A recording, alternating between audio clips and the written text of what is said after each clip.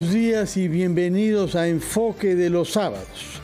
En las últimas horas se ha conocido la renuncia de la persona que era responsable hasta ahora de la Autoridad para la Reconstrucción con Cambios, creo que la cuarta o quinta que ha ejercido ese cargo. Rosemary Cornejo había sido nombrada el 10 de enero pasado, menos de 3 meses después presenta su renuncia, la cual era esperada porque entre tanto el gobierno ha decidido crear una autoridad específica para la infraestructura y la construcción. Y hay en el Perú un debate de fondo sobre el estatuto que hay que darle a esta autoridad nueva y la relación que debe mantener con los ministerios diferentes. Hay quienes plantean que se convierte en un ministerio y que se ampute todas las divisiones orientadas a la construcción en ministerios como educación, como salud, que no tienen como especialidad eso, pero también transportes y comunicaciones y vivienda. Estamos en consecuencia ante una reforma de fondo que requiere un análisis sereno y por eso hemos invitado a personas que han tenido responsabilidades públicas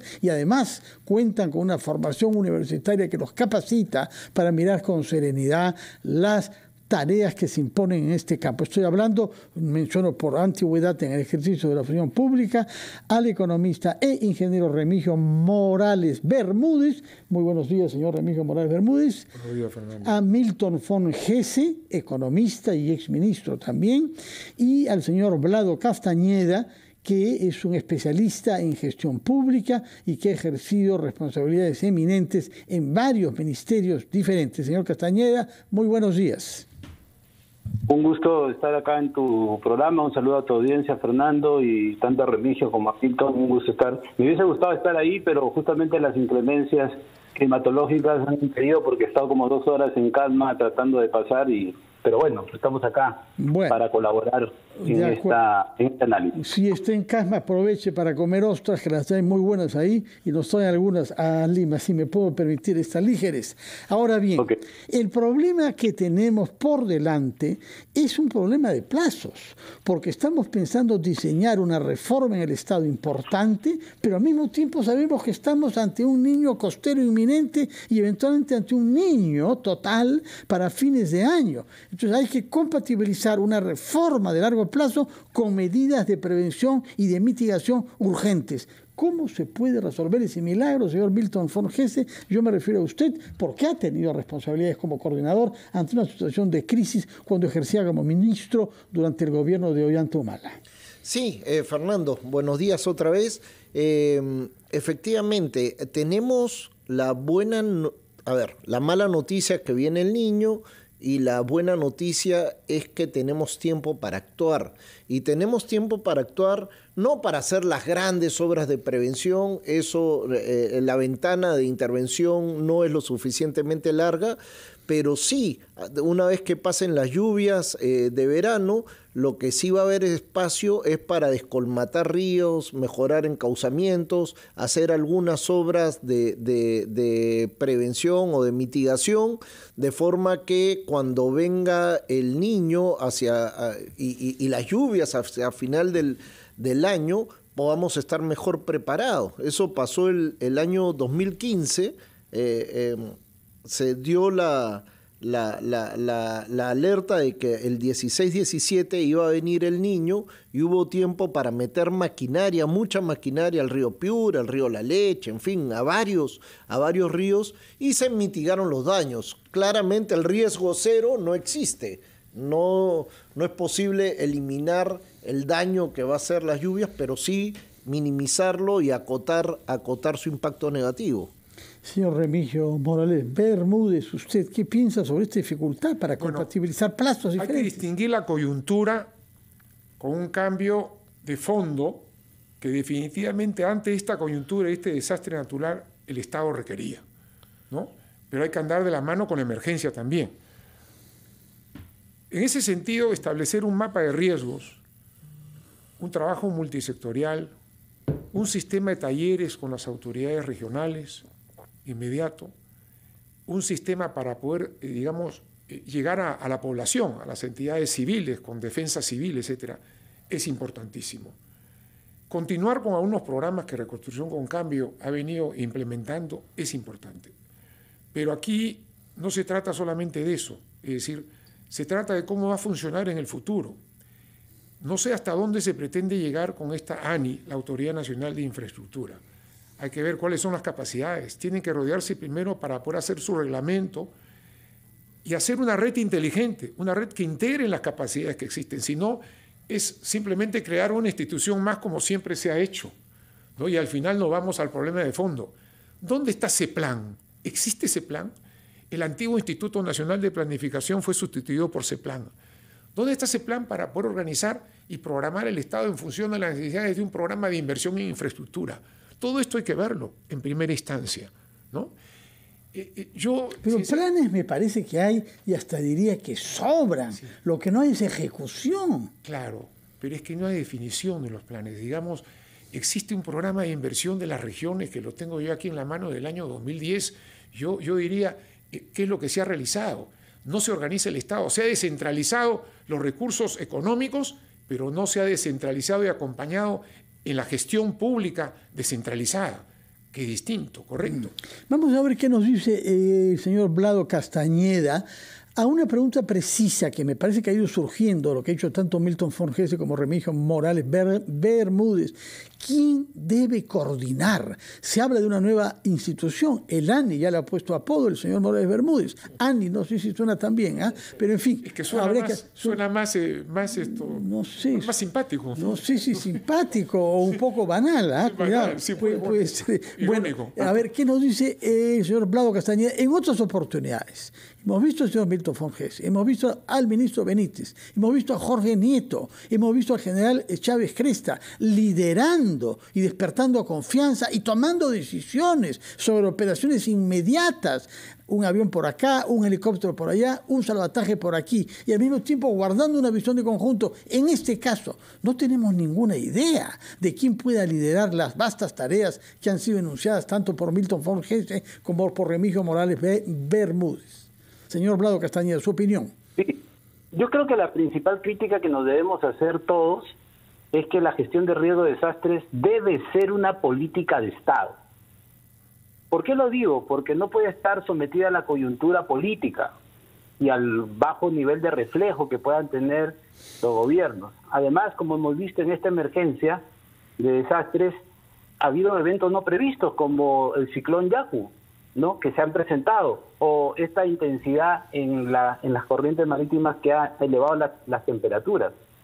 Y eso hace que el Estado tenga que tener una capacidad contingente desde el Ejecutivo. Y ahí voy a tu pregunta, sí, Fernando. Sí. ¿Quién se tiene que hacer cargo? La Presidencia del Consejo de Ministros. ¿Por qué? Porque es el responsable, según ley, del Sistema Funcional de Gestión de Riesgo de Desastres. Pero tiene que hacer un trabajo desde el Ejecutivo, desde el Gobierno Nacional, hasta los gobiernos locales. Y esto tiene que estar acompañado con una capacidad técnica de quien tiene experiencia. ¿Quién tiene la experiencia? El INDECI, que está en defensa, como tú lo gustabas.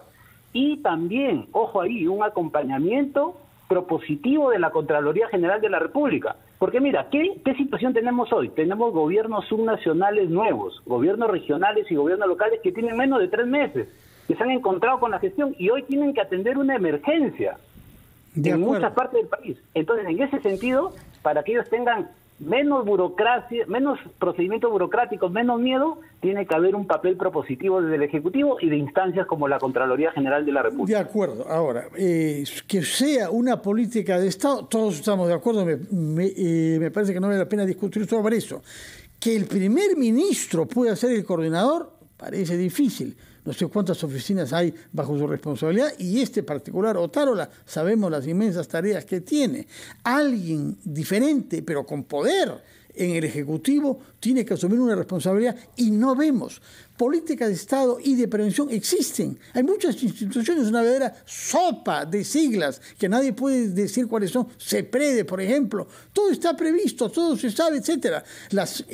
Científicos por aquí y por allá. Pero alguien que ejecute y que encarne la unidad del Estado frente a la acción, la verdad es que por el momento no vemos. Quizás el señor Forgese o Morales Bermúdez puedan ayudarnos sobre eso después de una breve pausa, por favor. Bueno, hemos escuchado al señor Vlado Castañeda decir que la responsabilidad debía ser asumida por el primer ministro. Señor Milton von Hesse, usted ha sido coordinador de los ministros en la época de Humala para preparar y para prevenir las eventuales consecuencias del niño que se temió para el año 16. No se produjo el 16, pero se produjo el 17, habían dejado muchas cosas preparadas. Y vio después en acción al señor Jorge Nieto en el año 17. Explíqueme, por favor, si es que el primer ministro mismo puede ser la persona encargada de coordinar las acciones y la toma de las decisiones, o hay que nombrar a alguien específico. Sí, y Juan Manuel Benítez, antes. Sí. A ver, lo importante es que estas labores de prevención, porque tenemos ese espacio de tiempo, esté bajo la responsabilidad de alguien que tenga la ascendencia y la experiencia necesaria para empujar a todo el Consejo de Ministros, porque no es una labor de una sola persona, sino de muchas.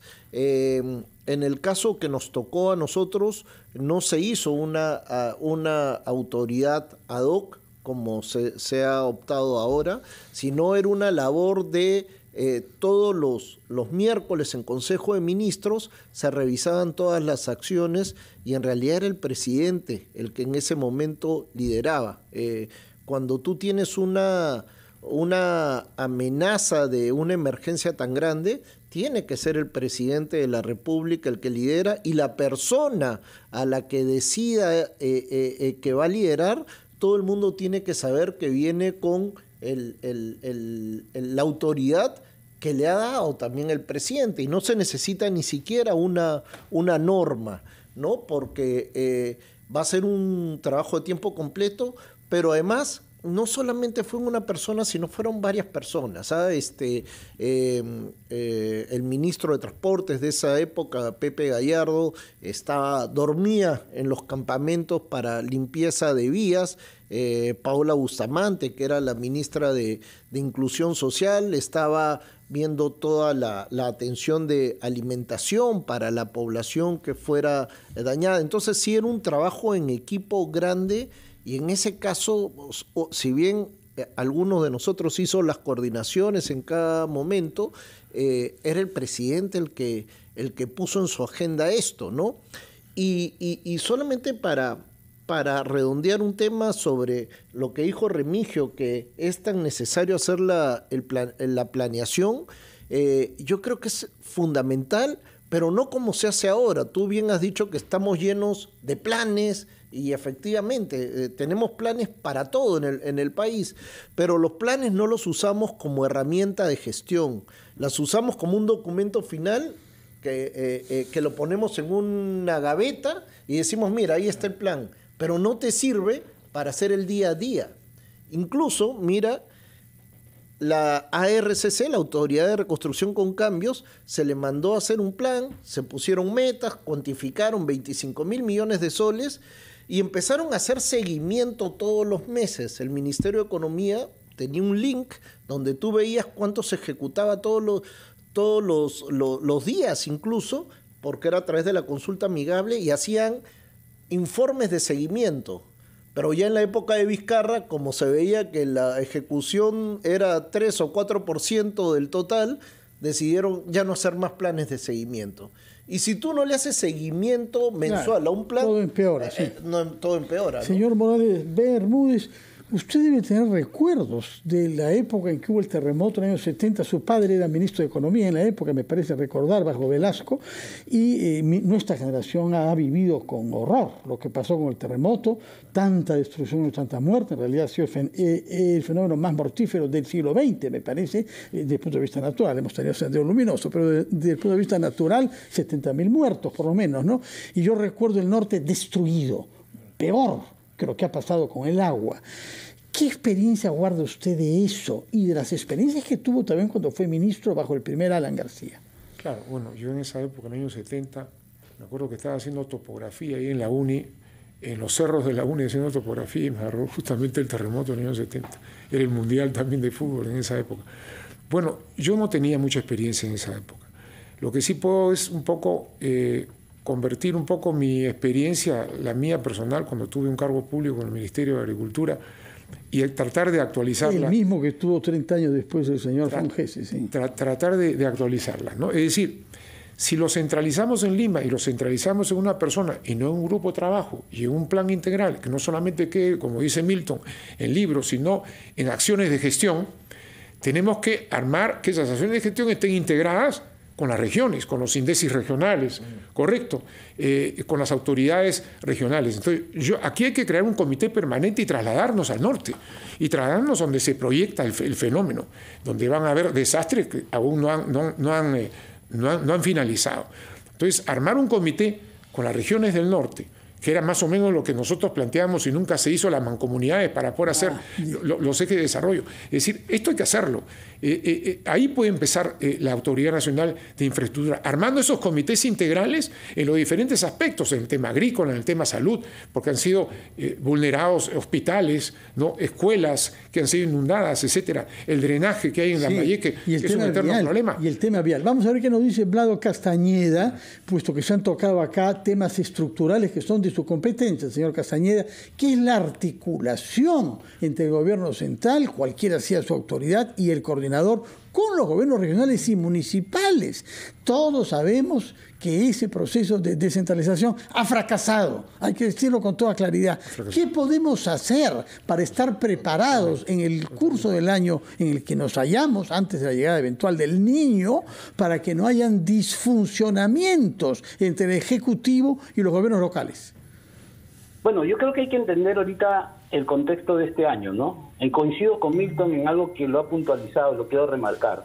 Tenemos poco tiempo en realidad, porque según el último comunicado del EFEN, que es el que hace el estudio de fenómeno del niño, hasta julio pueden haber lluvias, la temperatura va a estar alta, por lo tanto pueden haber crecido los ríos en la costa norte-centro del país. Y en ese contexto nos queda solamente agosto, septiembre, octubre, en términos prácticos, para prepararnos al posible niño que va a venir en noviembre y diciembre. Entonces es poco el tiempo.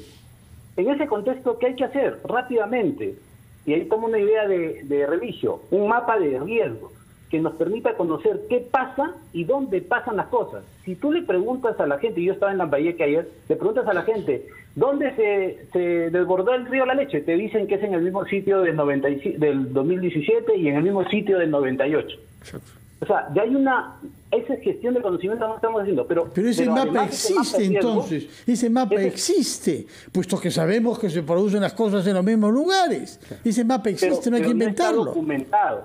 Y como dice Milton, no está documentado como un instrumento de gestión. Porque además, para que sea de gestión, tenemos que establecer qué se hace en esos sitios y cómo se hace con la experiencia ya vivida y mejorada. No es posible que nos hayan dicho que no hay maquinaria en el Estado, justamente para atender esa lógica. Una segunda cosa es el trabajo multisectorial, por eso que tiene que ser, yo digo la PCM no en el Premier, ciertamente el Premier tiene muchas cosas.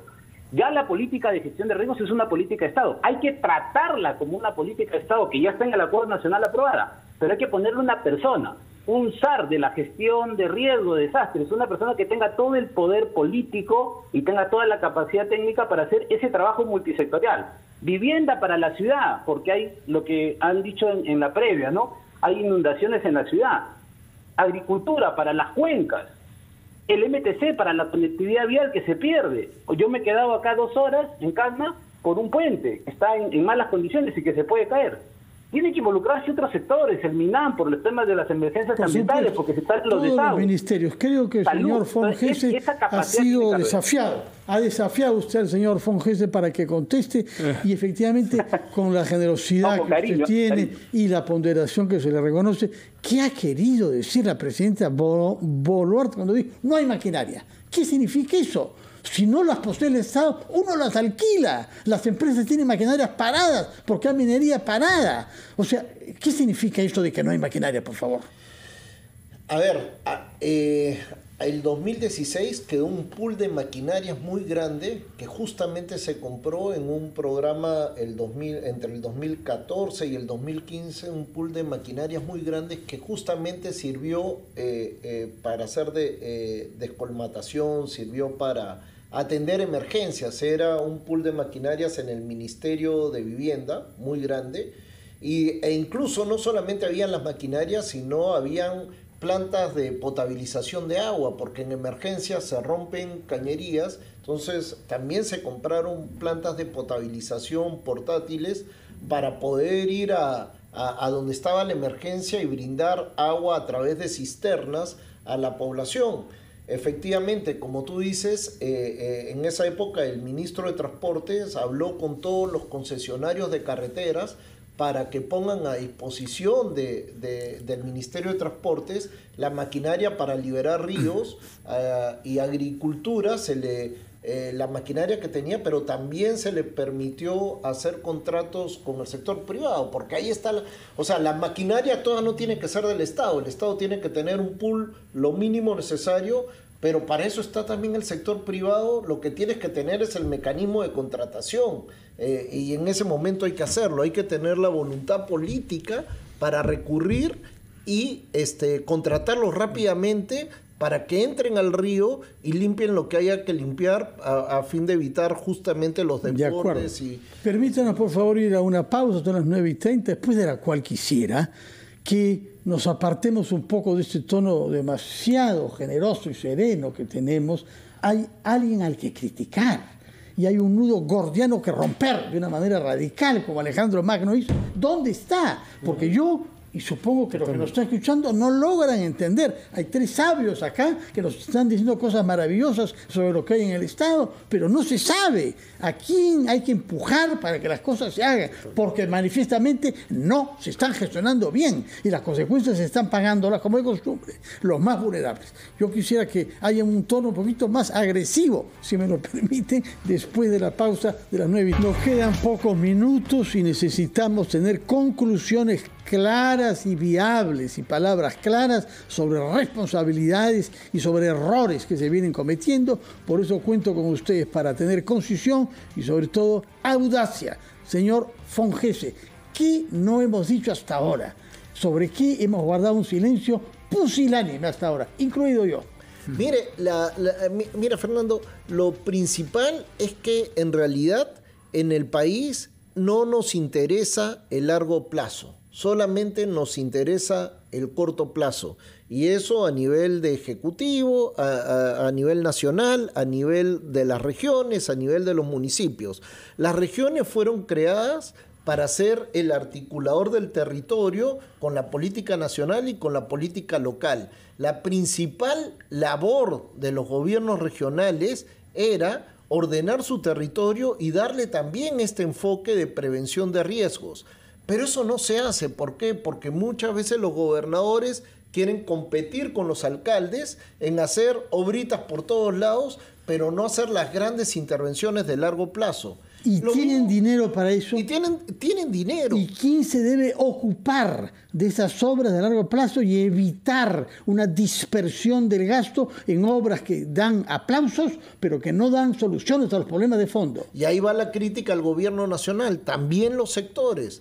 Y lo que pasa es que tenemos que el ministro de Transportes de turno no es un ministro de Transportes, es un ministro de Carreteras. Está más interesado en la obra pública de hoy que en la infraestructura de mañana. Y lo mismo el ministro de Vivienda. Se olvida muchas veces de la planificación urbana y se queda solamente en la inauguración de la obrita del día de hoy. Somos un país que ha dejado el largo plazo para algún día de la vida y no nos estamos ocupando de eso. Tenemos que hacer las reformas institucionales para que nos permita ocuparnos de largo plazo. Si no lo hacemos, señor Morales, Bermúdez, más de 100 años de historia política peruana corren en sus venas. Eso le debe dar razón para hablar claro y para golpear con certeza, por favor. Nos dan una obligación moral. No quiero profundizar en lo que bien ha dicho como corolario nuestro buen amigo Milton. Yo quisiera, dentro de esta planificación, ubicar problemas que son, temas que son orígenes de la situación actual. Si sabemos que 2/3 del agua que vienen a la costa se van al mar, porque no hay una sola presa que se haya construido en los últimos 20 años. Si tenemos que en Lambayeque hay una presa a la calzada del famoso Valle de la Leche, o está Íñimo, Pátapo, Pítipo, Jayanca, etcétera, y se inundan esos pueblos cada 3-4 años. y no se ponen de acuerdo con poner la calzada. Se limitan simplemente a las defensas ribereñas. No hay gastos excesivos. El corto plazo, lo mismo. No hay planificación. Y las aguas se van y arrasan con todos los pueblos cada 3, 4 años. ¿Cuándo se ha hecho una presa? No sé. ¿Por qué no? Porque están en el corto plazo. Es la única porque están en el corto plazo. Porque programas existen. No existe un plan hidráulico en las regiones. En la única región que existe un plan hidráulico es Lambayeque. ¿Por qué no hemos usado nunca en media hora que estamos hablando la palabra coima? Bueno, definitivamente hay intereses, hay corrupción, porque en esto de la defensa ribereña, en lugar de planificar una obra que tenga un mayor alcance y sea la solución integral del problema, no solamente de la agricultura, sino del problema de los desastres naturales, nos dedicamos a hacer defensas ribereñas, y esas defensas ribereñas no tienen ningún control. Es decir, no tiene ninguna planificación, ningún control. No va con la solución de fondo, ¿correcto? El caso específico es Lambayeque. Lambayeque, tienes un valle de Chancay-Lambayeque, tienes Tinajones, ¿correcto? Es la presa más antigua y las aguas se van, 1.400 millones de metros cúbicos se van. Si tú sumas lo que se va en Cañete, en la costa, lo que se va en Valle Chancay-Lambayeque, Valle La Leche, lo que se va en Piura, Alto Piura, tú sumas 100.000 hectáreas. Esas 100.000 hectáreas pueden aumentar la producción 2.500 millones de dólares sobre 9.200 que se exporta, es decir, prácticamente una cuarta parte, el 30%. Sí, señor Vlado Castañeda, por favor, usted que nos está escuchando desde Casma con la frustración de los problemas viales de nuestro país, ¿qué nos ha faltado decir para que el público sepa que miramos críticamente lo que pasa en el Perú y que debemos mantener esperanza? Señor Castañeda, parece que hemos tenido una dificultad con él. Espero que no se haya agravado el problema que tenía en Casma. Sí, señor von Hesse, por favor, ¿qué hay que hacer con urgencia mañana? Mañana lo que se tiene que hacer de una vez por todas es asumir el liderazgo político desde el más alto nivel. Quien debe dirigir estas labores de prevención es la Presidenta de la República, ella encarnada. Las veces que en el Perú hemos tenido más éxito ha sido cuando el presidente de la República de turno ha liderado las acciones de prevención. Pero si nos dice que no hay máquinas. De emergencia. Si su explicación es que no hay máquinas. Se consiguen. Las máquinas se contratan. El sector privado está lleno de máquinas que están dispuestos a alquilarlas inmediatamente. De hecho, hay muchas empresas, yo he visto empresas mineras que están donando también sus maquinarias para el bienestar de la comunidad y dar accesibilidad para que la población pueda entrar a sus casas. Remigio, ¿qué se puede hacer para aumentar la inversión? Hay quienes tienen mucha confianza en las alianzas públicos-privadas, APP. Sí, yo tengo mucha confianza. A nivel mundial, esto ya es una práctica que cada día es mayor. Es decir, el Estado, el gran problema en este tipo de obras de reconstrucción con cambio son los expedientes técnicos. Es decir, están mal hechos. Es decir, haces el expediente técnico, no haces el balance hídrico, la fluviometría, etcétera. Entonces, estas defensas ribereñas no tienen un sustento. Viene lo que vino. ¿Cómo es posible que los expedientes técnicos de obras tan importantes, diga usted, que sistemáticamente se hacen mal? ¿Se hacen a propósito mal para que hayan adendas y luego repartijas? Yo creo que no hay capacidad. Ahí deben entrar las PMOs. Las oficinas de administración sean nacionales, porque tú puedes convocar a la consultoría nacional también, correcto, y no se hacen debidamente. Pero permíteme interrumpirte para una cosa bien importante. Se están animando recién ahora, veo. A ver, sigue. Es que también nuestra normatividad te manda a que contrates lo más barato, siempre. Entonces, en consultoría, por ejemplo, para ingeniería, en vez de contratar a las firmas importantes, grandes, que son caras, contratamos al consultor individual que te cobra poquito y que hace malos expedientes. Sale más caro. Bueno, claro. Vamos a ver qué nos dice para culminar Vlado Castañeda desde Casma. Sí, yo creo que es importante las asociaciones público-privadas, es importante colocar esa capacidad porque los problemas, por ejemplo, que estamos viendo de gestión de riesgo de desastres se van a poder solucionar con abordajes integrales. Si yo quiero que no se desborde un río, tengo que trabajar desde la cuenca en la parte alta, en la parte media y en la parte baja. Ese es el caso, por ejemplo, del río de la Leche en Lambayeque. Y eso puede costar cientos de millones de soles. los represamientos, los encauzamientos para aprovechar estos eventos más bien para el beneficio de la agricultura. Entonces, por poner esos ejemplos, entonces ahí hay que, a la capacidad regional y local, yo soy de la Universidad Pedro Ruiz Gallo, ¿no? De Lambayeque. Tengo capacidad, hay capacidad en los gobiernos regionales y locales, pero hay que sumarle experiencia, hay que sumarle especialización. Y ahí coincido con Milton, hay que trabajar de manera conjunta, porque los problemas de este tipo en el país no se van a arreglar con la respuesta y la rehabilitación, se van a arreglar con una reconstrucción integral, y eso requiere de un desarrollo amplio de capacidades. Muy bien. Ese trabajo se tiene que hacer, ¿no? Señor Castañeda, muchas gracias por su intervención. Gracias también a Milton Forgese, gracias a Remigio Morales Bermúdez. Ojalá que hayan sembrado algunas ideas e impulsado un espíritu de tomar esto con serio de la manera más radical posible, porque no nos merecemos ir a un nuevo desastre natural sin haber tomado todas las medidas preventivas que tenemos a la mano y para las cuales tenemos recursos económicos que no sabemos usar. Muchas gracias por su sintonía. Quédense con nosotros. Tenemos todavía 15 minutos de enfoque que los vamos a dedicar ya no a la política dura y cruda, sino a la ficción, porque hablaremos de una obra literaria de Gustavo Rodríguez que ha recibido un importante premio Alfaguara en España y que ha sido presentado ayer en el Museo de Arte de Lima por Alfredo Brais Echenique y Patricia del Río. Vamos a una pausa y hablaremos sobre 100 cuyes.